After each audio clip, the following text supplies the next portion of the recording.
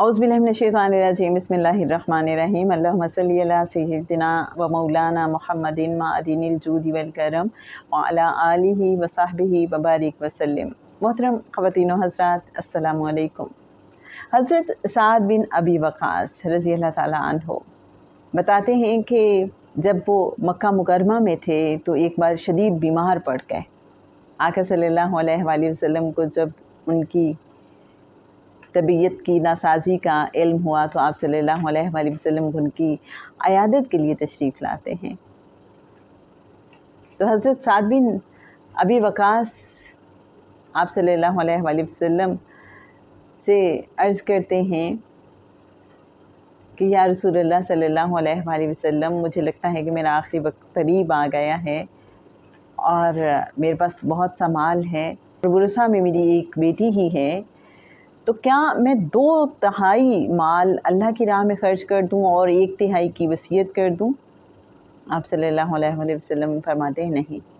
तो हज़रत साद बिन अबी वक़ास रज़ी अल्लाह ताला अन्हु कहते हैं कि या रसूलल्लाह सल्लल्लाहु अलैहि वसल्लम, तो क्या मैं निस्फ़ अल्लाह की राह में ख़र्च कर दूं और निस्फ़ बेटी के लिए वसीयत कर दूं? तो आप सल्लल्लाहु अलैहि वसल्लम फरमाते हैं नहीं। तो हज़रत साद बिन अबी वक़ास फरमाते हैं कि या रसूलल्लाह सल्लल्लाहु अलैहि वसल्लम, क्या मैं 1/3 अल्लाह की राह में ख़र्च कर दूं और 2/3 बेटी के लिए वसीयत कर दूं? तो आप सल्लल्लाहु अलैहि वसल्लम फरमाते हैं कि हाँ, 1/3 काफ़ी है। उसके बाद हज़रत साद बिन अबी वक़ास रज़ी अल्लाह ताला अन्हु फरमाते हैं कि आप सल्लल्लाहु अलैहि वसल्लम ने मेरी पेशानी पे अपना मुबारक हाथ रखा, दस्ते शफ़क़त, दस्ते रहमत, और उसके बाद अपना दस्ते शफ़क़त मेरे चेहरे पे फेरा, मेरे पेट पे फेरा और दुआ फरमाई कि ए अल्लाह, साद को शिफा अता फरमा और साद की हिजरत को पाए तकमील तक पहुंचा दे। हज़रत साद बिन अबी वक़ास फरमाते हैं कि आज भी जब कभी मैं उस वक्त को महसूस करता हूँ जब आका सल्लल्लाहु अलैहि वसल्लम मेरी अयादत के लिए तशरीफ़ लाए थे और फिर मेरी पेशानी पे दस्ते मुबारक रखा था, मेरे चेहरे पे और मेरे पेट पे अपना दस्ते मुबारक फेरा था, तो आज भी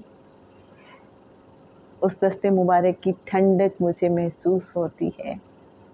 कुछ और रिवायात में आता है कि आका सल्लल्लाहु अलैहि वसल्लम का दस्ते मुबारक बर्फ़ से ज़्यादा ठंडा महसूस होता था और रेशम और दिबाज से ज़्यादा नर्म ठंडक थी आका के छूने में।